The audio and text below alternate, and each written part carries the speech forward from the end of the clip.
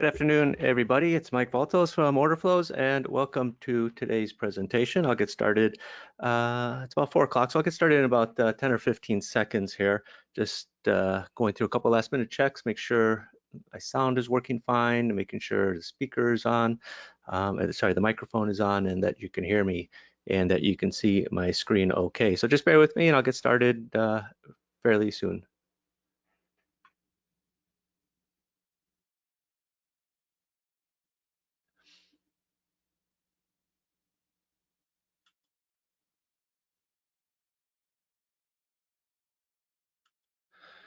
Okay, looks like everything is going according to plan.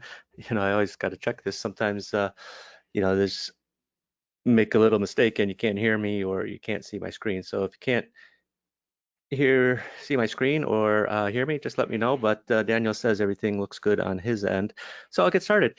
So today what I want to talk about is the order flows turns. Now, you know, we have the order flows trader software, which is the volume footprint chart, but not everybody wants to use a footprint chart. Personally, I think the footprint chart is, you know, a trader's best friend. But over the years, we've indicatorized some of the ways that I look at order flow.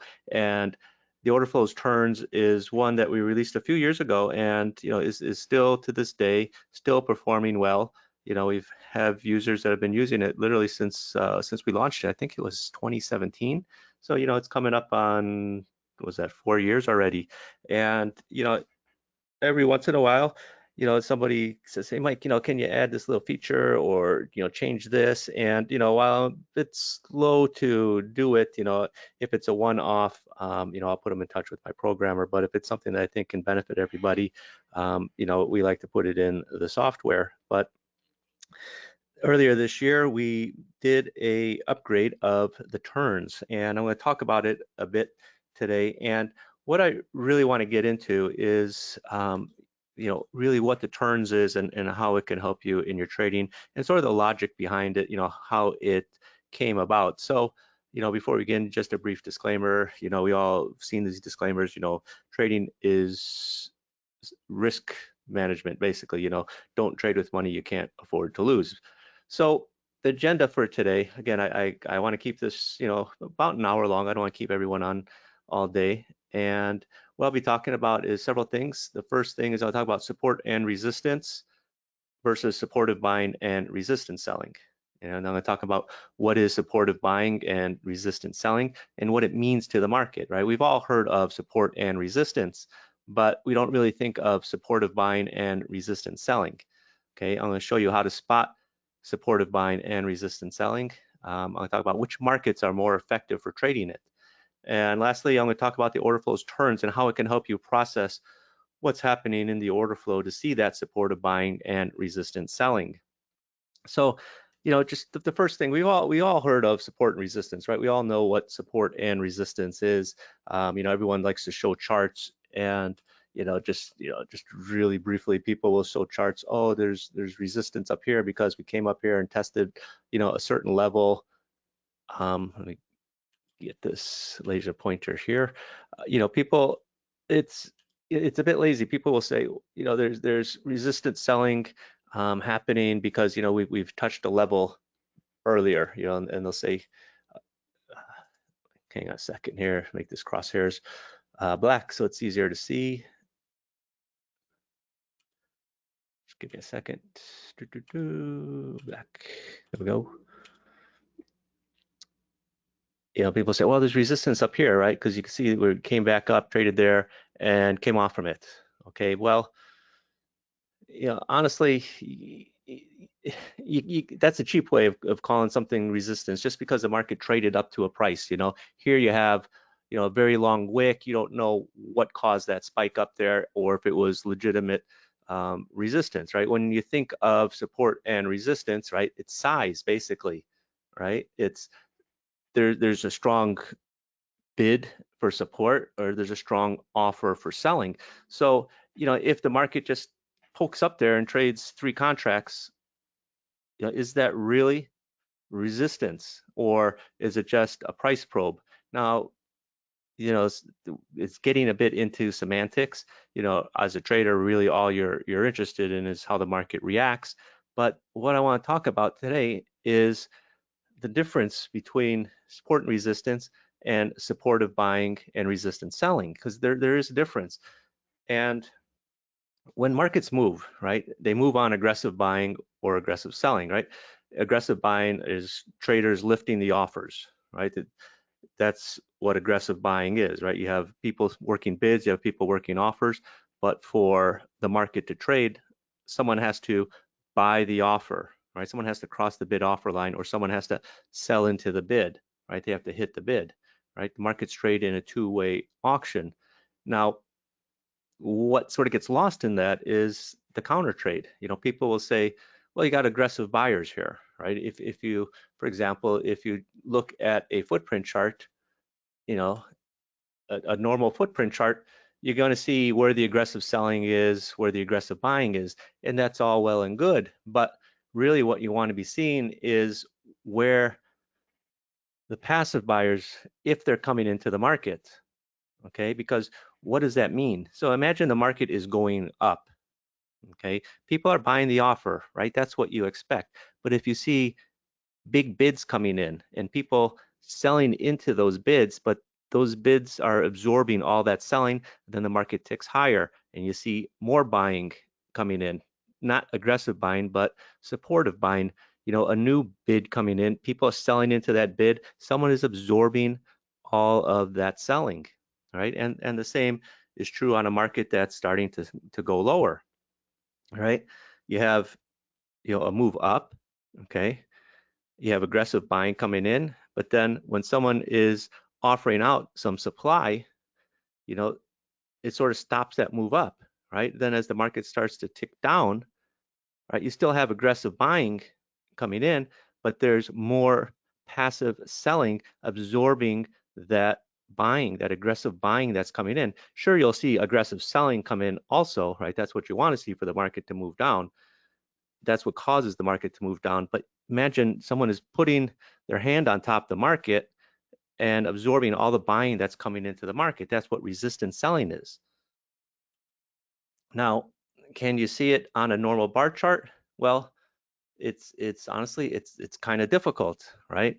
If you're just looking at, where's my chart here, right? If you're just looking at a normal bar chart, you can't, right? This is a candlestick chart, right? Can you really tell that there's resistant selling or there's supportive buying down in here, right? You'd just be guessing, because what do you need, right? You need to dig deeper into the bar. You need to see the order flow, right? You need to see what is transacting, at these prices down in here, right? What's traded on the volume, on the bid, what's being traded on the offer, right? Then you got to put it together, right? And understand that, yeah, this is important buying, right? This is the ultra bonds this just a few hours ago, around 12 o'clock, right? You can see there's nice aggressive buying as well as supportive buying coming into the market, and the market squirts up a few ticks, right? Just immediately right after that. But if you're looking at a normal bar chart, you can't figure that out, right? You just can't see that information that you're looking for, right? So that's why using an order flow footprint chart is going to help you. But again, there are people out there that don't want to use a footprint chart, and I understand that, right? I've understood that ever since I started using a footprint chart, because until I understood what I was looking at, honestly, I thought it was just, I'll say overwhelming, but I'm like, what's the point, right? I'd be looking at a chart like this, you know, back in the days, years and years ago when these things first came out, and you're sitting there, you're trying to, sort of understand, how to make heads or tails of what you're seeing here in the order flow, right? It was a lot of trial and error, and a lot of traders struggled with it, and to be honest. And over the years, there's been a lot of people that have adopted it rather to their trading, and now they find that the market makes perfect sense to them because they could understand what's happening. Now, you know, understand about order flow, okay? It's not about picking every single turn in the market. Sometimes there's information that you can trade off of, Other times it's just, the market doing what it's supposed to do, right? Facilitate trade. That's why the markets were created, centuries ago, 1800s, or some will even say in Japan in the 1600s or even earlier, for people to transfer risk, right, from one party to another, basically to facilitate trade. And the markets go up and down to find sort of that balance where buyers and sellers are happy. Okay, so, with that said,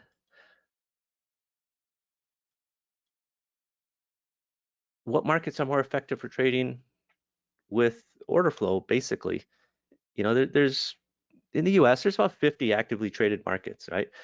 You throw in another 25, from around the world, right? In Eurex, Euronext, even in Asia, there's markets. Australia's got markets. Brazil, honestly, I haven't looked at Brazil, but there's a lot of futures markets out there that you can trade. Okay, so you don't have to stick to the stock indices, right? ES, NQ, YM. If you go on Twitter or you go in some of these Facebook groups, you'd think that those are the only markets in the world, right? Because everyone's posting charts of NQ, well, or ES, and that's all everyone's talking about. Well, you know, expand yourself a little bit, right? While those are decent markets to trade, I call them okay markets, they do have their drawbacks, right? There's a lot of, especially in the E-minis, S&Ps, there's a lot of type of trading that you just don't see in other markets. One, yeah, you have a lot of algos, right? But honestly, um, you're not competing with the algos, okay?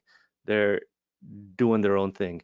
But you're getting a lot of arbitrage between different markets, with the ES, even with the NQYM. You're getting a lot of delta hedging. But if you can expand a little bit and start looking at other markets, right, you can take away a lot of that activity, and all of a sudden you're left with markets that rely more on supply and demand, right? Because they're driven more instead of by these um,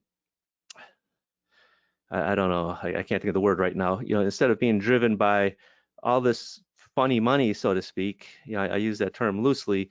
Um, it's more supply and demand driven because it's driven by the commercials or it's driven by the producers. People that are buying this because there's a need for it, or they have to, whether it's a grain, if you're trading a grain contract or an oil seed contract, there's you don't have that big participation by hot money coming in and just dumping it because it was the play of the day or something like that. It's driven more by people that are using it as a hedge or trading it because they need to refine it or use the product to manufacture something, right? You don't have that in ES or NQ or YM so much. So, what are some of those markets? Obviously, the grains are great contracts. You could look at the bonds, even crude oil, right? I mean, even though there's a lot of speculative money in crude oil relative to some of the lesser markets, it does follow supply and demand better. The problem with ES and NQ is the Fed keeps printing money. It feels like it's just free money and interest rates are zero. So everyone's just piling into ES and NQ, right? Every time it looks like ES and NQ is about to sell off, the market just rallies, right? Market could be down in the morning. All of a sudden it closes on its new lifetime highs because people realize the Fed's just not going to raise interest rates probably for the next year or two. So, put it in stocks. So it's, I just find that there's markets out there that lend themselves better to order flow. Okay, so let's take a look at a chart real quick here. We'll take a look at E-minis today. Okay, so early this morning, I'll say early this morning, around 9 or 10, it was kind of quiet in the E-minis earlier in the day, and you're range trading basically. Okay, if you remember, we're basically trading around 86, 87, down to 85, right? And it was a very tight market for that period, okay? And when you're in a tight market, a consolidating market, right? Markets tend to bounce around between support, I hate to say support and resistance, but they're in a tight range, and it seems like they're bouncing off support and resistance. And really what the market is doing when it's in a tight range, consolidating, whatever you want to call it, is it's facilitating trade. Okay, and that's what the markets exist to do, right? Facilitate trade. It's when the markets start to move out of an area, right? You can see here, right? We're in this range, right, between 85 and 88, more or less, trading out. We try to trade above, and then it sells off a bit, back down, down to 81, back, and then it trades, it bounces off 80, what is that, 81 and a quarter, and then just really grinds. It was a grind for, um, it felt like a grind for most of the day, right? And it's just hanging around back up to 80, what is that, 87, 88, back down to 86, back up to 88, then sort of started working its way down again, back down to 81, okay? So the thing is, people don't understand when it's easy to look back on a chart and say, oh yeah, well the market was consolidating, it's range bound. Well, yeah, but if you're trading it live, you don't know if it's range bound or not, right? Because every time it starts to sell off, you're thinking, well, this is it. We're going to start to sell off. Okay. Then every time it starts to rally, oh, this is it. They're going to start rallying up again. We're going to make new highs or not. But if you know where there's supportive buying coming in or resistance selling coming in, then it's going to help you understand that no, this market's not going to, really go much lower. So for example, here, right, earlier, this is around 10:15. There's resistance selling coming into the market here. Again, this is the range that we've been in. Um, between 88 and 86 or 84, 84 to 88, for, since 9 in the morning, right? Then we come up to 88 and I see resistance selling coming in, okay? Come back, we don't really sell off very much. Come on, we rotate down to 84, rotate back up to that area, 87, more resistance selling coming in, right? So you already know, right, from earlier, there's resistance selling, basically between 6.5 and 8, right? And then you sell off a little bit, you sell off 4 points, right? A normal rotation. Well, what do you think is going to happen if we come back up around 87.5, right? It's going to be, you're going to look for more resistance selling coming into the market, okay? Now this is, we're talking resistance selling coming in at around the 86.5, 87 area. Then where do you expect the supportive buying to come in, right? 84, right? Which is sort of that area that we're in, before, back at, 9 to 10 o'clock.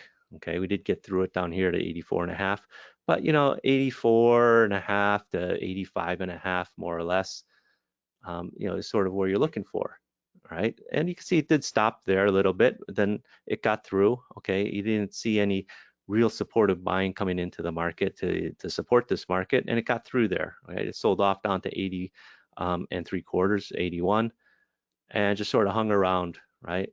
And then you see later, right? Remember this area here, 81. This was at 10:30. We come back in here, or just after 11. Now you see supportive buying.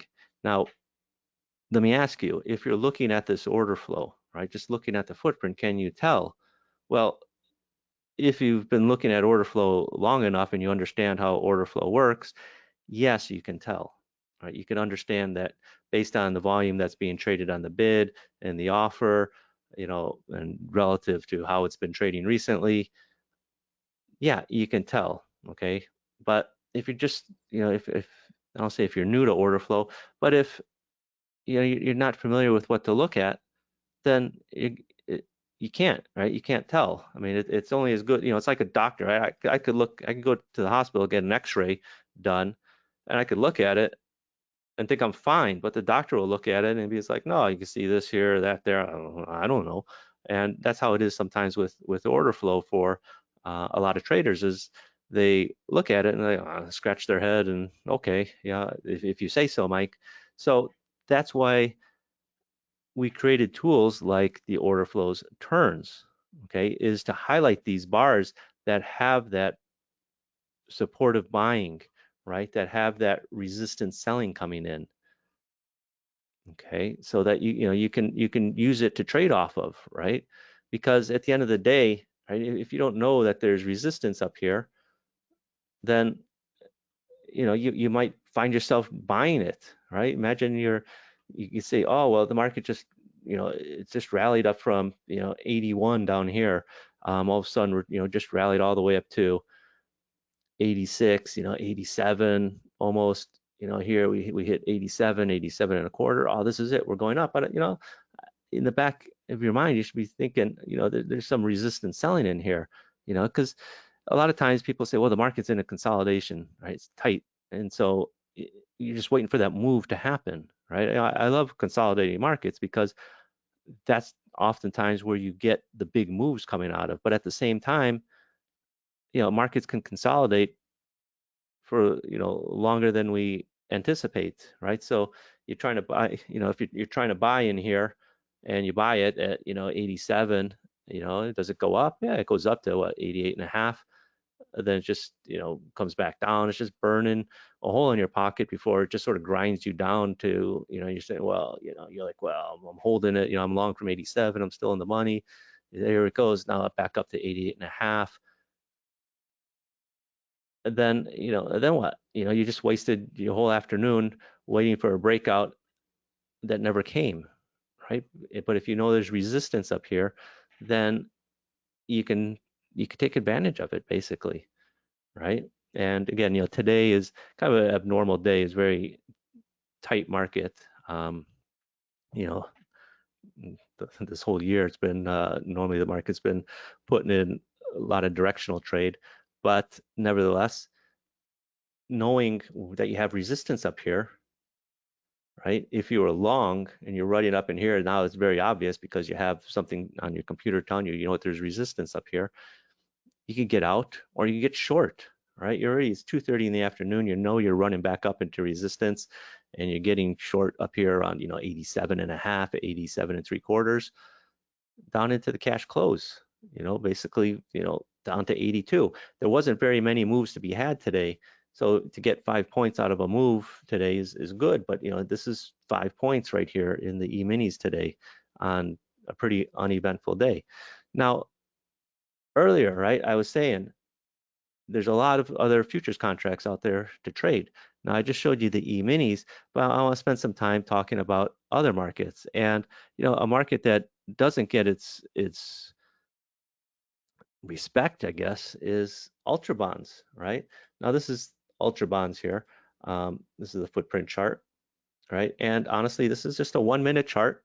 And for some people, especially newer people to order flow, right? It's a little bit difficult to make out of a market that seems to be trading very little volume. Now people get discouraged because, oh, I can't trade this market. You can see here in this 1 minute period, it only traded one contract, or here it only traded basically one price at 05. It was 5 bid at 6, and it only traded 17 lots on the bid. Then it went offered at 05. It was 4 bid at 5. And only the bid didn't even trade. It just traded the 5 offer. So it's a little bit difficult for some people to trade markets like this because they don't understand order flow, honestly, and it does take a little bit of getting used to.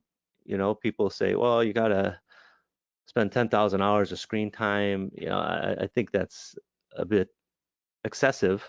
10,000 hours to spend in front of a screen. It's like what, 5 years? You figure you work an 8-hour day, 40 hours a week, 50 weeks in a year, that's 2,000 hours. So that's like what, 5 years? You know, you can't, right? It's just not humanly possible unless you make it your full-time job to stare at a screen for 8 hours. But if you had a tool that's telling you, there's some support in the market here, you can add it to your trading arsenal, so to speak, right? And understand what's happening in the market. Now, again, on a candlestick chart, you can't see it. But that's where a tool like the Orderflows Turns comes in, because now you could add it to your candlestick chart, right? And you can see where this resistance selling comes in. where the supportive buying comes in. All right. Now, I know some people, I'll probably get an email on this later, or somebody will comment on the replay, if I post it up on Facebook or something. Let me just change the crosshairs here to black. And someone say, well, you had this trade here and it was a loser. Well, you should already been long from down here, not getting long after a half a basis point move, almost a whole point move, basically from 23 all the way up to 20 up here. But having a tool that's going to put it on your bar chart means you don't have to read what's happening in this, right? You don't have to try and figure out, make heads or tails of what's happening in this order flow, right? Because now you could just put it on your bar chart. So, if you're using something, I don't know, a lot of people like to use indicators, VWAP or other things. Then imagine, if you have your own tool, right? That's telling you, what you should be looking at in the market, okay? Um, your own forms of analysis, so to speak, then it's just going to help you out a lot, right? Because now, yeah, what's going on with this Ninja Trader? Now you can see areas of interest, and see if there's supportive buying or supportive selling happening at those areas. So, but that's where having a tool like the Orderflows Turns is going to help you. Okay. Now, let me just gotta love it. Let me just take a look here at some questions. This question here, is this webinar live? Yes, it is live. Those red and blue bars, are those supply and demand zones? Well, yeah, I don't want to think of it as supply and demand zones, because basically what they are, they're levels. And with or okay, rather, I don't want to call them levels. What I call it is these red and blue bars that you see on the screen, right? That's telling me the conditions are met for a potential turn in the market. Okay. Now, in the old version, okay, I mean in the original version of the order flows turns, and many of our indicators, and actually many of the indicators that are out there, is what you see is you see a signal, okay, and the problem with that is you see a signal, and automatically people turn into red light, green light traders. Oh, there's a buy signal, I got to get long.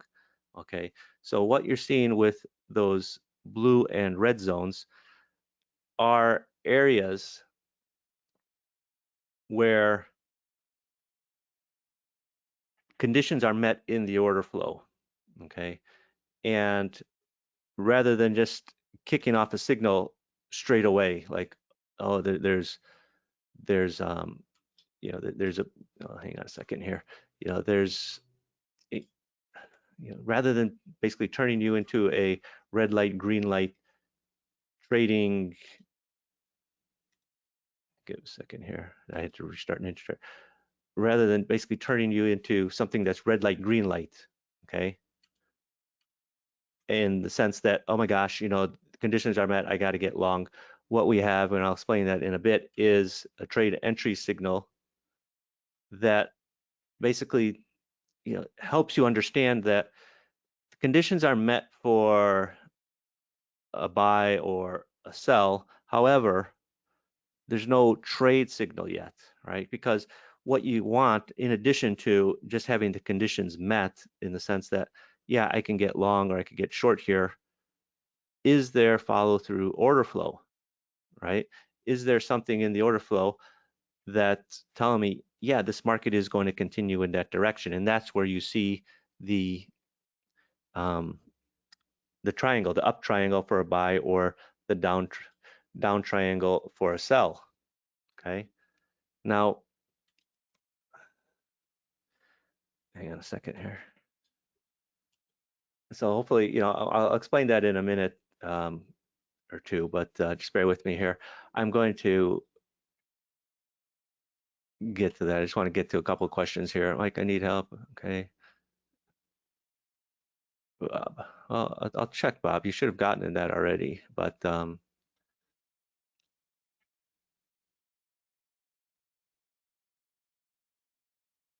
okay.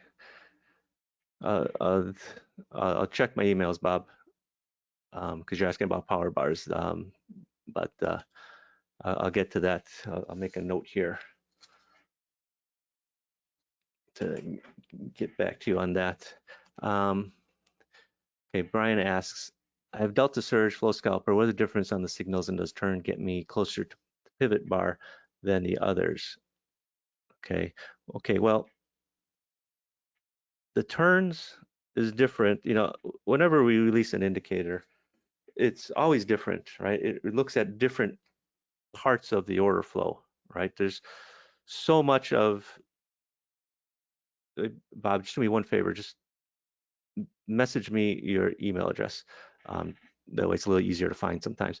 But Brian, getting back to it, there's so many different parts of and aspects of order flow that you don't need to rely on one thing. Delta surge, right? It looks at increases in delta, okay, over several bars, right? And the delta surge is a free indicator. It's available on the website Orderflows. You can just go in there, enter your email, and download it for free.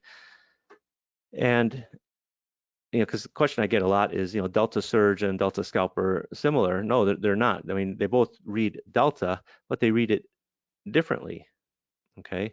Now, the flow scalper is reads different part of the order flow. Now, again, in order flow, you have delta, you have point of control, you have imbalances, right? You could focus on one piece, you could focus on two, or you could focus on all three.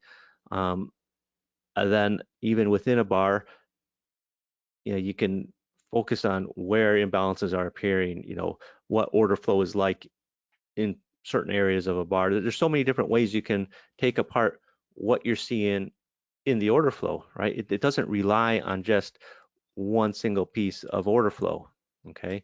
So there's, many different ways of splitting it up in terms of analysis, right? Just as, if you think of just looking at a normal bar chart, okay, there's you got so many different indicators you could add on, but with order flow, all the information is right there. You can sort of separate it, all these different data points, right? And it gets lost on people. People say, well, order flow is just the latest fad.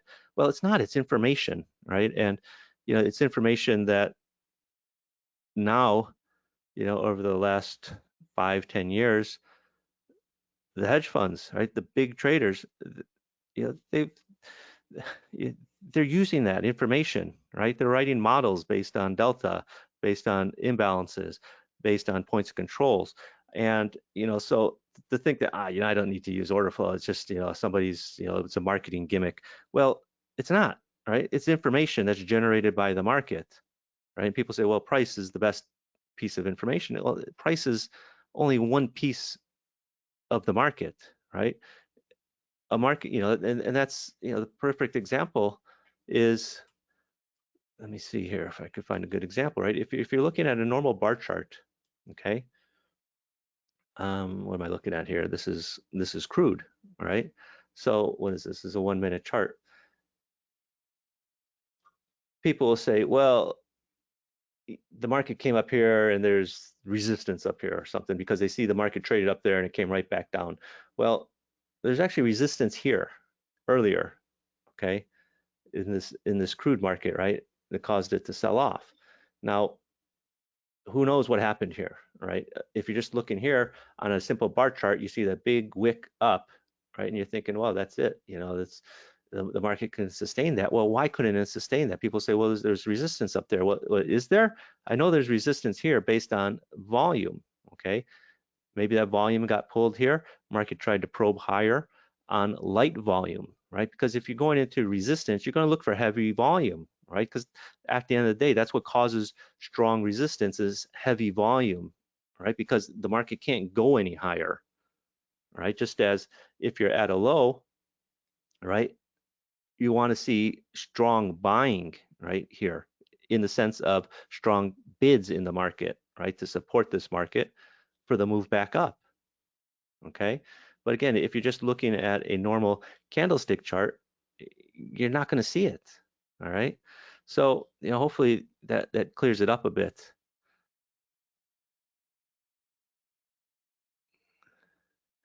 John asks, this is the third or fourth package with order flow trade you presented. Which one of these is better?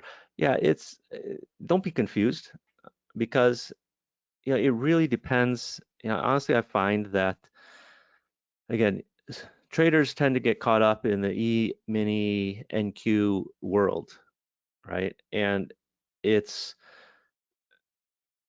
it's such a small world.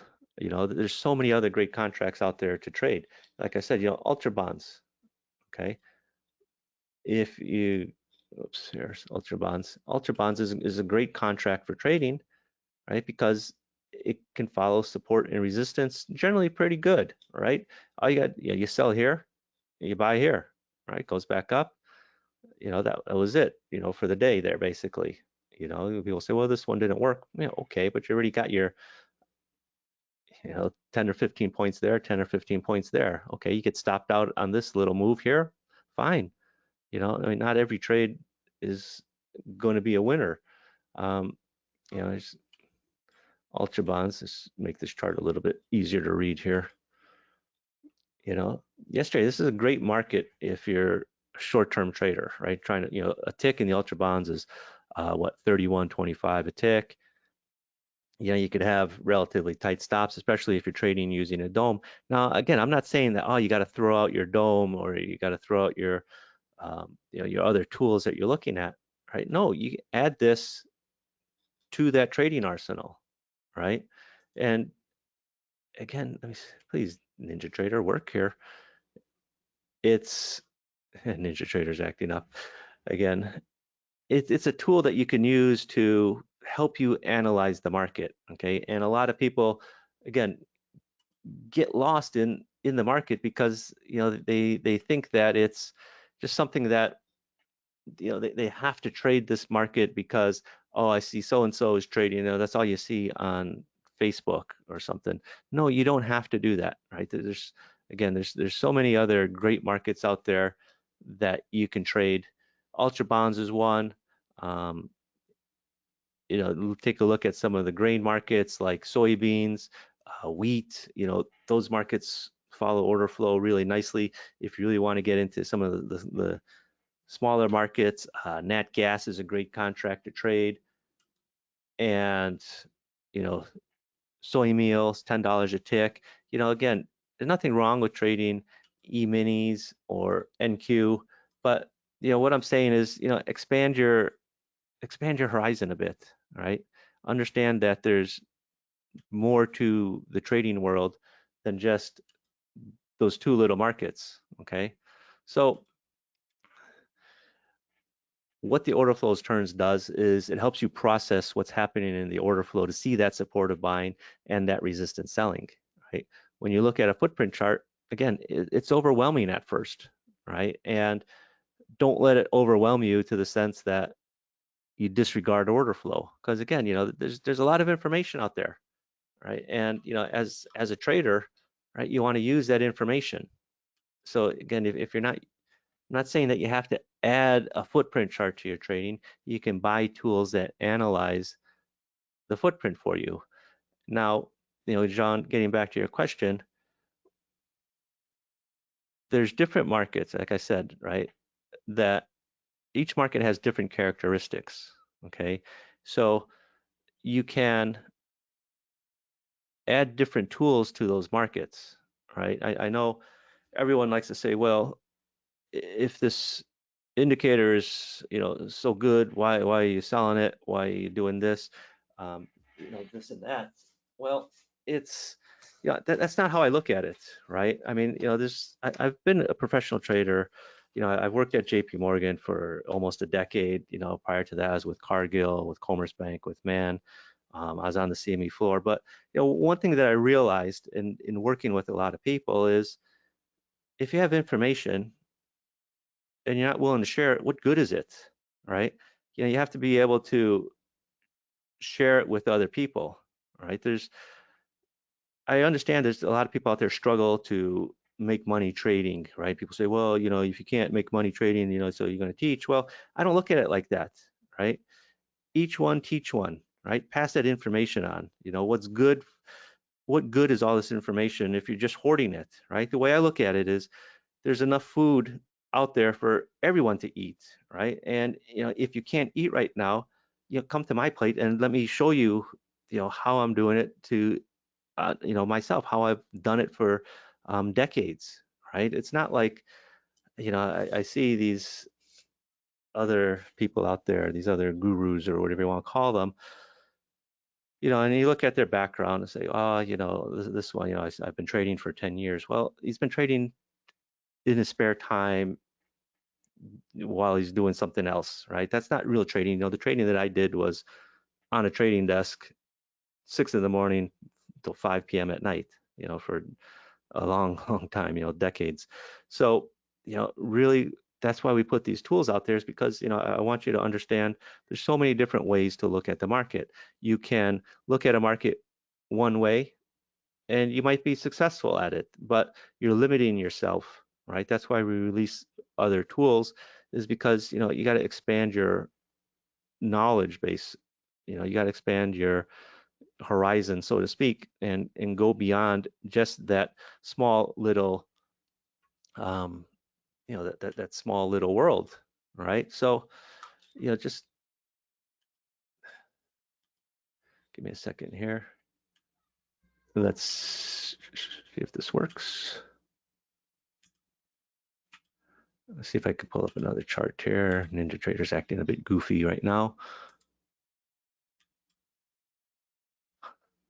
Yeah, there we go. So basically, what I want to show you guys, right? Okay, so let's take a look. Okay, I mean, what is this? This is crude oil, but let's just find something else besides these markets. These are all the markets that I look at on a daily basis, right? People, Bunds, DAX, Euro stocks, even in Malaysia, palm oil, Nikkei in Asia. But take a look at wheat.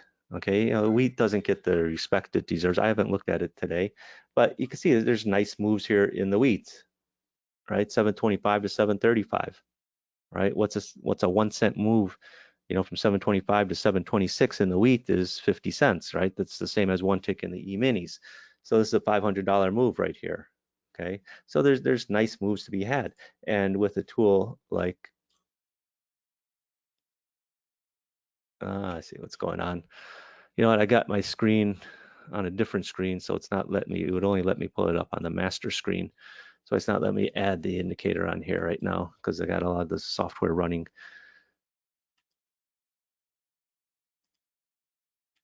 But give me a second here. Let me add this on. Save workspaces. No. All right. So another question from Carlos is, am I going to be recording this presentation? Yeah, it is recording. So, hopefully I can get it up for you guys on YouTube tonight and send you the link for it. But just give me a second here to get the chart back up. It's the way I look at it is, the more, I hate to say the more tools you have, the more ways you can analyze the market, but rather, the reason why I get into the details of what supportive buying is, what resistance selling is, so you can understand what the order flows turns does, okay? Because there's a lot of these indicators, right? People, oh, this is the MACD, this is the RSI and stuff, but people don't understand what goes into it, right? Really what's being calculated. They say, well, you know what, I got to look at MACD because I saw this video, and people don't understand. Oh, you say, well, you guys just got to trade the MACD when it does this or does that. Well, I'm showing you sort of the basis on what you're looking at in the order flow, right? So you could understand sort of the whole idea of what the order flows turns does, right? Because honestly, without that information, it's not going to be very effective for you, right? Because you just be trading blind, right? You want to understand why you're looking at something, right? To um, you know basically to take those trades.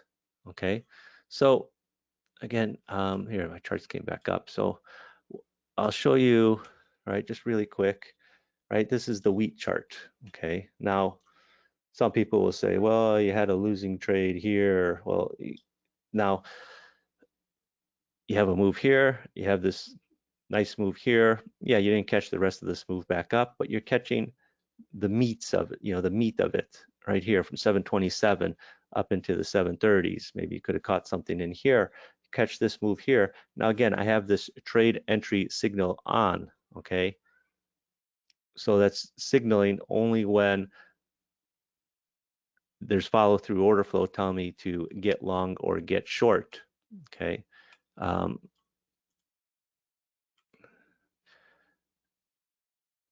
so under the settings of the indicator, all right, you can see here trade entry signal, right? And what that is telling you if it's enabled, right? If there's a check mark there, then it's telling you it's enabled. Is the price has to move at least one tick in the direction over the next 2 bars of the trade signal. So what that means is when you have your area here, right? I know there's resistance coming into resistance up here, right? And you get that big bar down, but then it just went inside, right? It didn't confirm it with the order flow. That's why you don't see the red triangle here. Now, of course, you can turn this off, right? You don't have to use that. So if I were to turn it off, you'd get a signal anytime, let's turn it off here, anytime the conditions are met. Okay, so let's see here, right? So now you're seeing the signal here, right? Signal, you're not seeing, you're seeing all the signals basically is when that's on. And, would you want to use that? Yeah, you can. Some markets I do, right? Like ultra bonds, I have it turned on for every signal. But again, it's how you want to use it. So just really quick, let's go over a couple of the settings in here. There's not many settings that you really have to worry about. There's normal markets and there's volatile markets, okay? Normal markets equilibrium level 2, normal markets volume expansion, right? And then for volatile markets, there's equilibrium level, and there's also volume expansion. Now, for most markets, almost all markets, I use normal markets, right? Volatile markets is something I would use like on DAX, or if I was using, say, a 10 range chart, I would use volatile markets, okay? But pretty much all the markets would be under normal markets. It's just volatile markets. What is volatility? Volatility is the market expand, sort of going vertically, looking for places to trade, right? That's what volatility is, where the market goes straight up or straight down, looking for an area to trade at. And that's why we have this extra choice in here for volatile markets. So if you're trading like say a 10 range chart, I know people that trade 20 range charts, I would suggest they click that. Now, turns strength is really the setting that you're going to use the most, right? It would be 1, 2, 3, 4, or 5, right? You can't do 10. It's just 1, 2. 1 is the weakest. You're not going to set it to 0. 0, you might as well just not use the indicator because there's nothing's going to happen at 0. But 1 is the weakest. 2 and 3 is about, average. 4 and 5 would be very strong. So, I tend to keep it anywhere between 1 and 3. I don't really go above 3. I find when you have 4 or 5, it's too strong. But you could also do like 1.5 or 2.5. You could do, into decimals if you want, but that's just really sort of splitting the hairs. I find, the whole numbers are fine. Volume threshold, okay? You could put the minimum volume in there that you want to appear in a bar, right? And why would you do that? Well, because, there's some bars, right? Like here in the E-minis, okay? I think, this one I've got a volume filter on. And if, for example, if you have bars that don't have a lot of volume, well, the less volume is, I don't say it's going to throw off the equation, but you really want volume, bars with solid volume. All right, in E-minis on a 1 minute chart, I find 1,000 to be, a very decent number. Okay, so this is, how the E-minis were today on the 1 minute chart, with a volume of 1,000, right? So it's, you're not seeing many signals in the overnight session because, well, the volume is a lot lighter. So if you're trading the overnight session, you'd want to change the volume to a different number, right? A smaller number. But you can see here, I have it set at 1,000, right? This is my E-mini 1 minute chart.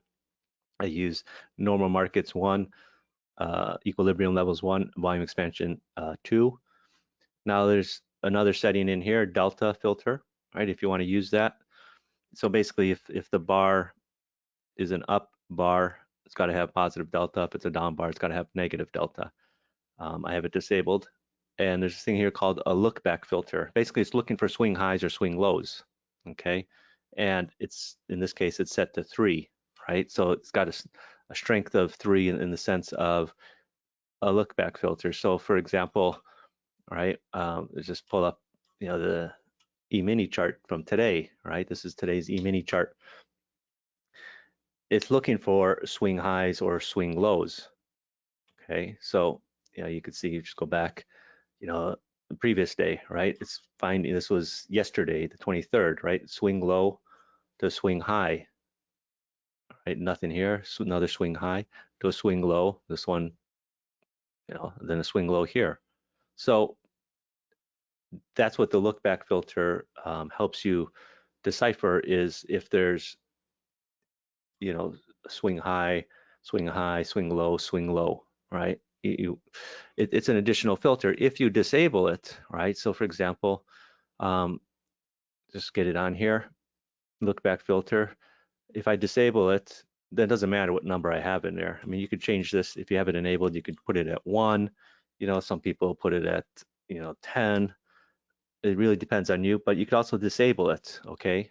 And when you disable it, what is it doing now is it's going to give you signals um, without taking into account if it's a swing high or swing low. So what that means is if it's, if there's a move happening, right, a move going up or a move going down, and there's resistance selling, right, the market's selling off and you have resistance selling coming in on that way down, then it's going to appear. Okay, so, and that is actually quite useful, right? I use that in most markets, right? Now on markets like uh, the equities, stock indices, E-minis, et cetera, I use a look back filter, but for a lot of the other markets, the smaller markets, I don't use a look back filter. I just go with, um, everything. But this is with the look back filter turned off. So you can see there's a lot more signals. Now, if you're a very fast trader, right, a scalper or something, if you're trading on a dome, looking just for a few ticks here or there, yeah, you might want to turn it off, right? Because you want to know where there's potential resistance coming in, okay? Or where there's potential support coming into the market, right? Now, again, I also have the trade entry signal turned off here, right? If I turn it on, some of these signals will disappear, okay?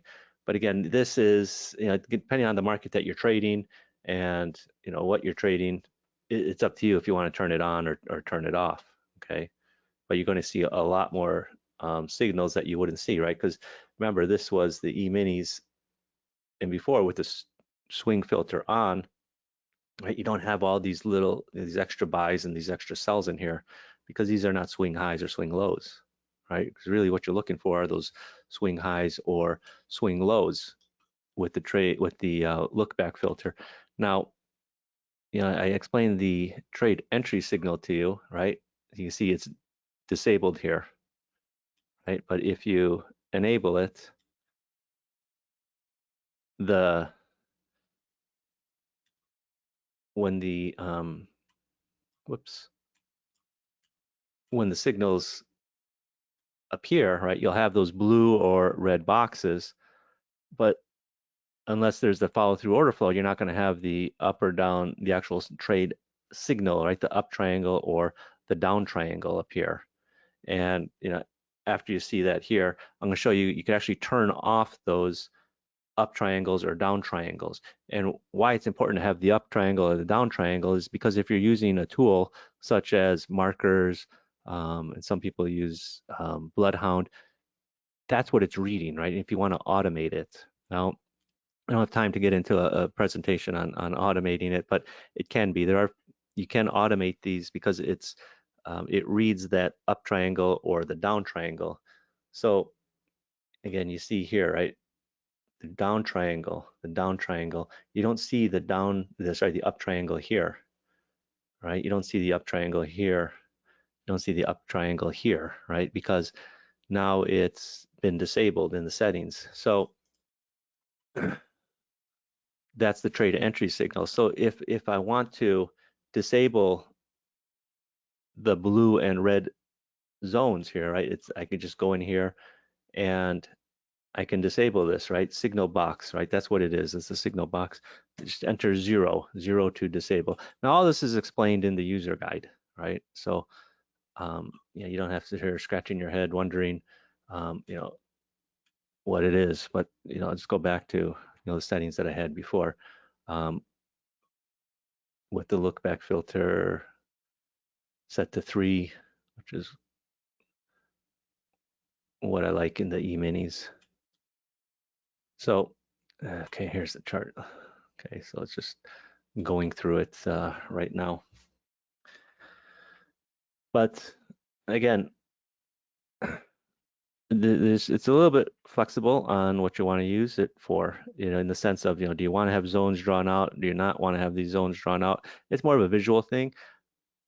I like to have them personally, because it just sort of tells me, hey, Mike, there's something forming here, right? Now I use it on a footprint chart, not on a bar chart, but you know, I geek out on order flow, right? That's been my thing for a long time is order flow. So, if there's something interesting happening in the order flow, that's how I sort of came about creating these indicators. Because at first, I was just doing this all manually in my head by reading the footprint chart, right? I would sit here and I would look at what's happening in here, and I could sort of calculate in my head. It's not like I'm Rain Man or anything, but there's certain things I'd be looking for in the order flow to tell me, hey, Mike, there's resistance up here, or there's support down here. But by having these tools, that's why I like to have these things drawn, just to give me that visual reference, and I could get ready to trade it if I see that follow through order flow. So now you can see, right? There's no zones, just the triangles here, right?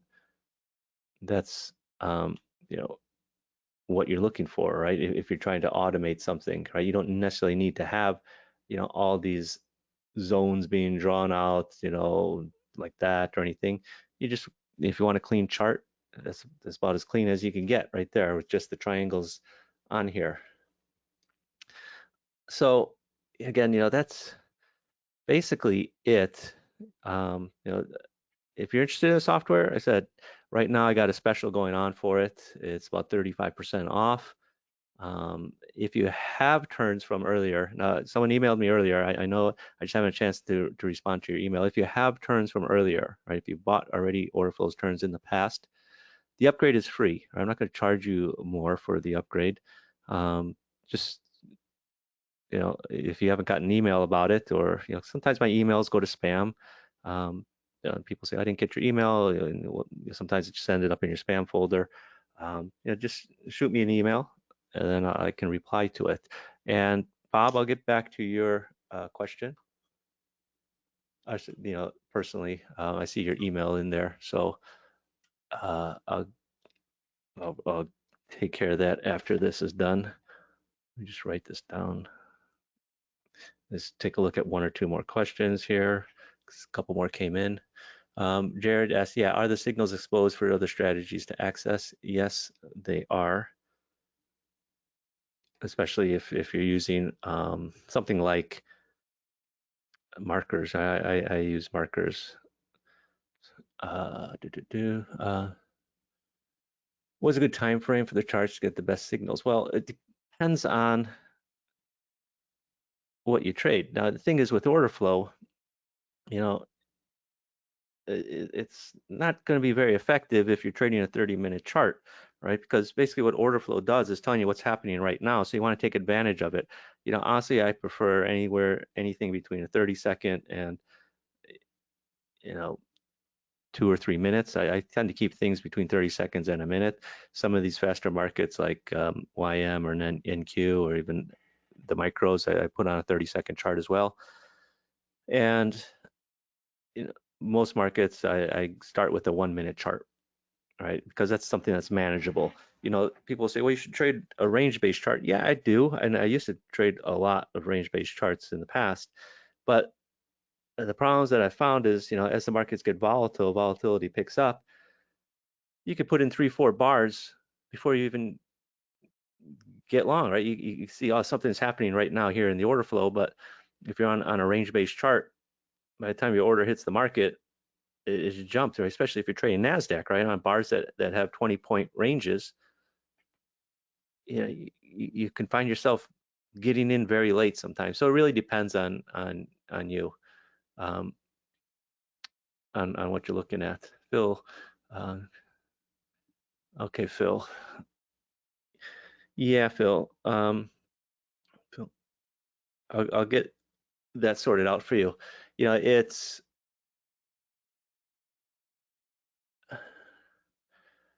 the thing with NinjaTrader, people don't realize this sometimes is, and I don't think NinjaTrader is very open about it, is if there's a BIOS upgrade on your computer, right? Say you know, sometimes I got some computers, it feels like every time I log out, it's asking me to upgrade. But if there's a BIOS upgrade, um, when you restart, now a lot of times you don't know it's a BIOS upgrade until you log into NinjaTrader and all your indicators don't work, is it kicks off a new NinjaTrader machine ID, okay?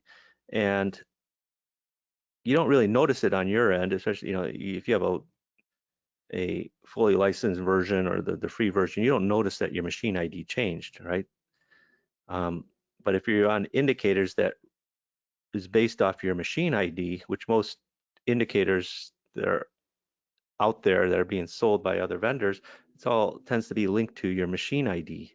So if your machine ID changes, the indicators aren't going to work. Now you're not going to know that your machine ID changed because you don't get a pop-up from NinjaTrader. It's just all of a sudden you get your indicators get pop-ups. So again, if you have an upgrade, if your computer doesn't upgrade, and sometimes I leave my computer on overnight, I wake up in the morning and it's been restarted because by Windows doing an upgrade, um, and you start seeing pop-ups, the chances are it was that BIOS upgrade, and you'd have to email your vendors telling you, hey, I got a new machine ID. But Phil, I'll take care of that.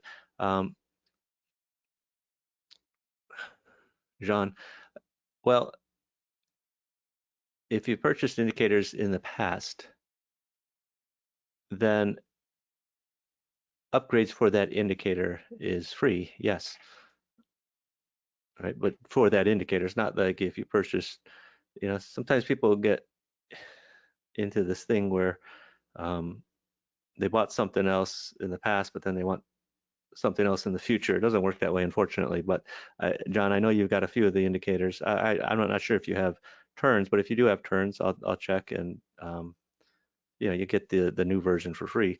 And the thing with the new version is you if you already have the existing license, you don't have to get a new license for it. You just install it, and then when you start up NinjaTrader again, right? You import it as you would a normal indicator. It, all the license already transfers over, so it's like nothing else that you have to deal with.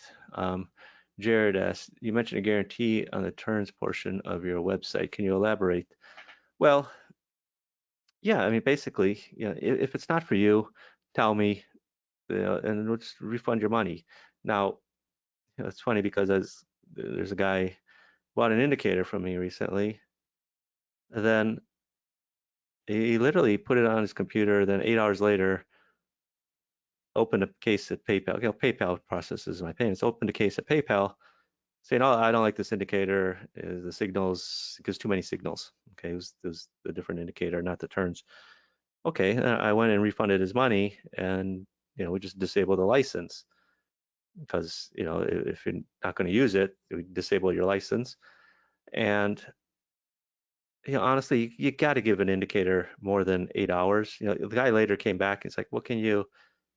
I want to try it for 14 more days." And I'm like, "Well, I don't have a 14-day trial." He goes on and about this. I'm like, "Well, if you really were intent on trying it out, you would have tried it out for more than 8 hours." Um, because honestly, indicators, or tools, every market is different, right? I showed you E-minis, I showed you ultra bonds, but if you're trading a different market, say you're trading nat gas, right? You have to adjust the settings, right? Because you can't use the same settings that you would on ultra bonds that you would on nat gas, even though they're kind of similar, right? Your strength, you might want to have a different strength. You might want to have a different volume parameter, right? On the E-minis, right, I was using 1,000, right? You can't use 1,000 on crude oil. If you use 1,000 on crude oil, you'd get like 2 signals, okay? But on E-minis, with the volume parameter of 1,000, you're getting 10, 15, right? So, crude oil, I use a buck 50 or I forgot if it was 150 or 200. I think it's 150. But if I use 150 on E-minis, well, every bar's got at least 150 contracts traded on a 1 minute chart. But then again, if I'm using 150 on ultra bonds, not every bar is going to have 150 contracts traded. So, it varies, right? So there's going to be adjustments. So, if while we don't offer a trial anymore, we stopped offering trials years ago for different reason, but you got to try it for different markets, different, I hate to say different settings, but you got to tweak it to your market because again, every market trades differently. There's slight nuances that you see in, for example, cash settled markets, like a lot of the commodities, versus, or sorry, physically settled contracts, which is like all the commodities, versus cash settled markets. Okay, so there's these little subtleties that determines on sort of the participation that you're seeing in the markets. Again, if you try it for a few days and you're just like, I'm not sure about this, drop me an email, say, Mike, I'm looking at this market, on this type of chart. What do you think, right? And honestly, if someone were to come up to me and someone say, I use a 3-range chart on crude oil, can I use it? It's not going to be very effective for you. Okay, it really depends on what you're looking at. But again, at the end of the day, if it's not for you, it's not for you. It's it's like that. That's all. I'm not here to squeeze your money. I mean, I won't get into stories about that. But there's reviews, right? I'll just touch on it, right? Because I don't hide from it, but there's reviews on me on certain websites, Futures.io. People, oh, Mike Walters is a scammer. He kept my money. Well, no, I refunded the money. It was in the guy's PayPal account, right? He thought it was going back to his credit card, but it was in his PayPal account. Everything's been refunded. Oh, yeah, you kept my money. I can't get it out. Eh, you, there's a processor in between, right? There's a party that processes it. The money went back to PayPal. Right? You pay PayPal. PayPal pays me. I refund it. I refund it to PayPal. PayPal refunds it to you, right? So, and most people have a PayPal account, so you understand that there's a balance in there, right? So you buy something, either you load your PayPal account, but if something is refunded, it goes to PayPal. Then you have to withdraw it from PayPal. Okay, sometimes people don't necessarily understand that. But anyway, um, do understand that, I'm not out here trying to squeeze money. I'm just, if I've got something that I think that can help you, great, right? If it's not for you, it's not for you. Just let me know. So anyway, guys, I'll end it there for tonight. Um, if you have any questions, just shoot me an email. Honestly, I get a boatload of spam emails. I try to go through everything. I must get about 700 emails a day. 590 are spam emails, but I try to respond to them. Sometimes people say, "Oh, you never responded." Sometimes it goes to my spam folder as well. So anyway, thanks, and let me know what you guys think of the indicator. Those of you that are interested, just go to this website, www.orderflows.com/turns.html. So have a great night, everybody, and I'll catch you later. Next week, I'll probably be doing one on one of the other indicators, I think the Delta Scalper. So again, if you're a Delta Scalper user, um, you might want to tune in for that. But look out for the email on that one. I'm trying to do one presentation a week covering these different tools and how you can use them in your trading. So have a great week, everybody, and I'll catch you guys later. Bye-bye.